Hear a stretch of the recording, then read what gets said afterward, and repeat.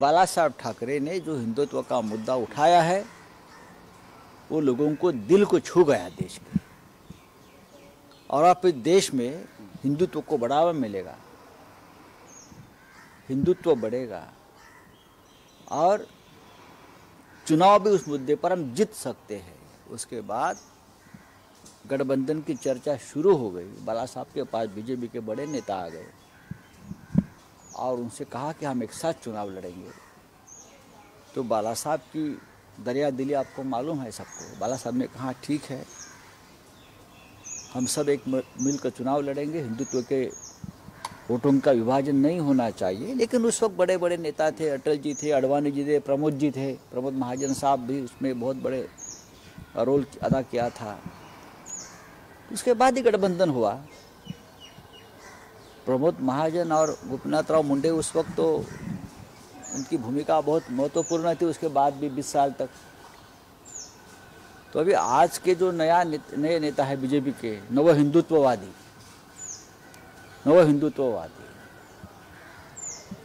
उनको उनके इतिहास के कुछ पन्ने किसी ने फाड़ दिए हैं, इसलिए उनको जानकारी नहीं है।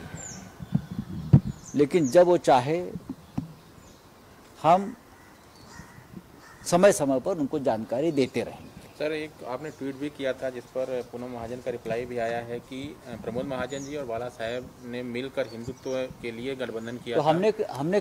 उनका कहना है कि इस तरह से कार्टून ट्वीट करके मतलब क्या है संजय राउत? देखिए भाई, वो कार्टून क्या मैंने निकाला है? नहीं, वो कार्टून तो आर.के. लक्ष्मण जी ने टाइम्स ऑफ इंडिया के फ्रंट पेज पर पब्लिश किया था। उस वक्त शिवसेना की हैसियत क्या थी? मैं व्यक्तिगत तौर पर प्रमोद महाजन को टिप्पणी नहीं किया है। प्रमोद महाजन उससे बीजेपी के नेता थे। बाला साहब उनसे बहुत प्यार करते थे, हम सब उनसे जुड़े हुए थे, प्रमोद महाजन जी से। तो उनकी जो बेटी है पूनम, मुझे मालूम नहीं आजकल कहाँ है, बीजेपी के एमपी है।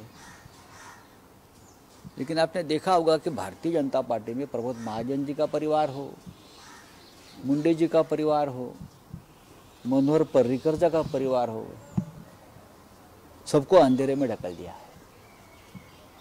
तो मैं भी पूनम से पूछना चाहता हूँ कि बीजेपी में आप कहाँ हैं?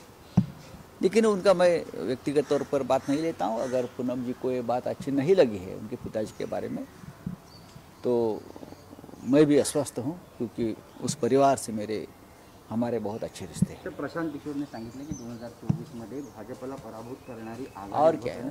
हाँ, और क्या है? सर, टीपू सुलतान ग्राउंड का नहीं, ठीक है। मराठी कोणी म्हटलं आपल्याला? पश्चिम यूपी इथल्या पहिल्या फेजमध्ये आमचे 12 उमेदवारांची यादी जाहीर झालेली आहे। त्या संदर्भात मी ट्विट केलं आहे, उमेदवारांची नावं जाहीर केलेली आहेत। आता जसे टप्पे आहेत त्यानुसार आम्ही जाहीर करू। आम्ही 50 निवडणूक जागी लढू असं म्हटलं आहे ना। पहिल्या टप्प्यातले आमचे अर्ज भरले गेलेले आहेत। शिवसेना गोरखपुर में चुनाव लड़ेगी? हाँ, शिवसेना गोरखपुर की यहाँ से योगी आदित्यनाथ चुनाव लड़ रहे हैं, वहाँ देख लेंगे। कांग्रेस ने पत्र लिखा है मुख्यमंत्री को, अभी ऐसा है कि तो मुख्यमंत्री जवाब देंगे। सर, बाळासाहेब थोरातांनी म्हटलेलं आहे की जर शिवसेना दिल्ली काबीज करण्याबद्दल वक्तव्य करत असेल तर त्यात काही गैर नाही आहे। येत्या काळामध्ये पुन्हा देश पातळीवरती सेना आणि काँग्रेसची युती होईल असं वाटतं? बाळासाहेब थोरात यांचं म्हणणं बरोबर आहे।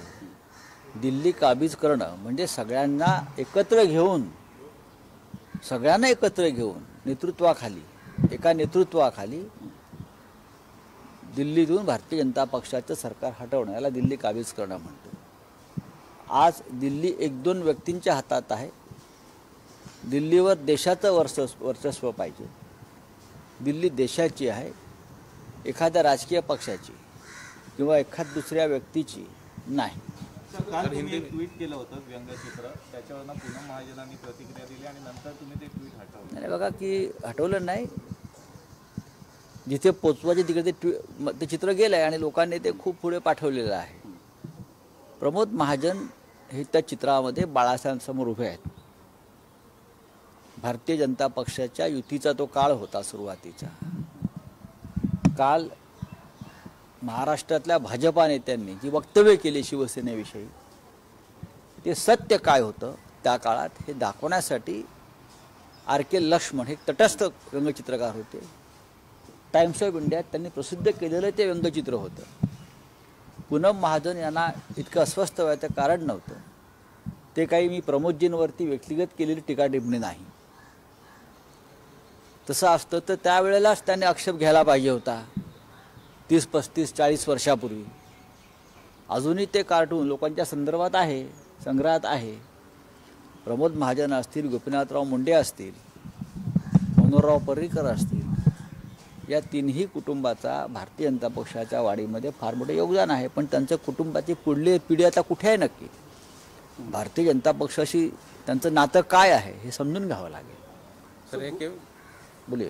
सर हिंदी में ये जानना चाहेंगे कि उस दिन उद्धव ठाकरे जी ने ये भी कहा था कि अब दिल्ली में शिवसेना की सत्ता स्थापित होगी. तो क्या इस दौरान सभी पार्टियों को साथ में लिया जाएगा जो विपक्ष में है? देखिए, शिवसेना की सत्ता स्थापन होगी उसका मतलब ये है हम सबको एक साथ लेकर दिल्ली की तरफ जाएंगे. दिल्ली में अगर फिर एक बार लोकतंत्र का, देश का, राष्ट्र का वर्चस्व प्रस्थापित करना है तो सभी को एक साथ आना होगा, मिलजुल कर लड़ना होगा और अपनी एक बुलंद ताकत बनानी होगी सबको, कश्मीर से कन्याकुमारी तक. नहीं तो आप आपस में लड़ते रहिए, झगड़ते रहिए. सर गोवा चुनाव को लेके और यूपी चुनाव को लेके शिवसेना की लिस्ट को लेकर देखिए, गोवा की लिस्ट तो मैंने गोवा में ही डिक्लेयर की थी और 2 उम्मीदवार है, 2 या 3 है. आज गोवा में हमारे मंत्री जी उदय सामंत बैठे हैं. वो पत्रकार प्रेस वार्ता में और 3 नाम जारी करेंगे. सर आदित्य ठाकरे परिवारामध्ये ते सुद्धा गोव्यामध्ये गोव्यात जातील ना. आदित्य ठाकरे यांच्या काही म्हणजे नियमांचं पालन करून काही सभांचं आयोजन आम्ही करतो आहे. चलो. हिंदी में जानना चाहूँगा आदित्य ठाकरे को.